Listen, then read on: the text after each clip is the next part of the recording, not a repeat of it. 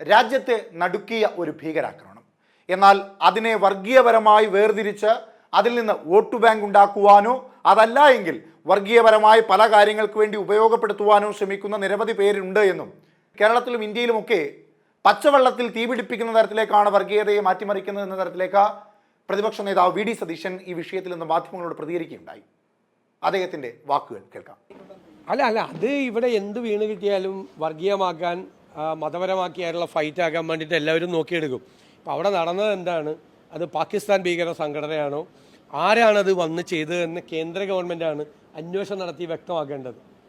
ഈ ഇന്ത്യയിൽ പ്രവർത്തിക്കുന്ന സംഘടനയാണോ, പാകിസ്ഥാനിൽ പ്രവർത്തിക്കുന്ന സംഘടനയാണ്, ഏത് സംഘടനയാണ്, ആരാണ് അതിൻ്റെ പുറകിൽ, പാകിസ്ഥാൻ ഗവൺമെൻറ് ഉണ്ടോ, ISI ഉണ്ടോ എന്നൊക്കെ അന്വേഷിച്ച് പറയേണ്ടതാണ്. അതിനു മുമ്പ് ഇവിടെ നമ്മൾ ചർച്ച നടത്തി ആരുടെയെങ്കിലും തലയിൽ കൊണ്ടുപോയി കെട്ടിവെച്ചിട്ട് കാര്യമില്ല.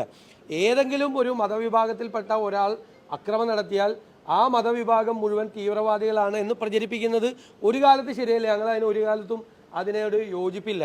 അതിപ്പോൾ ഗുജറാത്ത് കലാപം നടന്നപ്പോൾ ഹൈന്ദവരെല്ലാവരും ഭീകര സംഘടനയാണ്. ഹിന്ദു എന്ന് പറയുന്നത് ഭീകര സംഘടനയാണ്, അങ്ങനെ പറയാൻ പറ്റുമോ?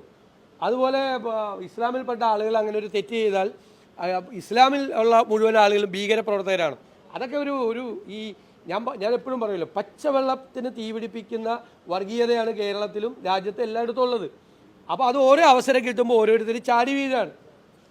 വളരെ ഭംഗിയായിട്ട് തീർക്കേണ്ട മുനമ്പം വിഷയത്തിൽ പോലും അതിനെ വർഗീയമാക്കി മാറ്റാനാണ് ശ്രമിച്ചത്. ഏത് വിഷയം നമ്മുടെ മുമ്പിൽ വന്നാലും അതിനെ വർഗീയമാക്കി മാറ്റാനാണ്. രാജ്യത്തിന് നേരെയുള്ള ഒരു വെല്ലുവിളിയായിട്ടാണ് ഞാനിതിനെ കാണുന്നത്. രാജ്യത്തിൻ്റെ നമ്മുടെ പരമാധികാരത്തെയും നമ്മുടെ സുരക്ഷിതത്വത്തെയും എല്ലാം വെല്ലുവിളിക്കുന്ന തരത്തിലുള്ളൊരു കടന്നാക്രമണമാണ്. അത് രാജ്യത്തിന് നേരെയുള്ള കടന്നാക്രമണമാണ് ആര് ചെയ്താലും.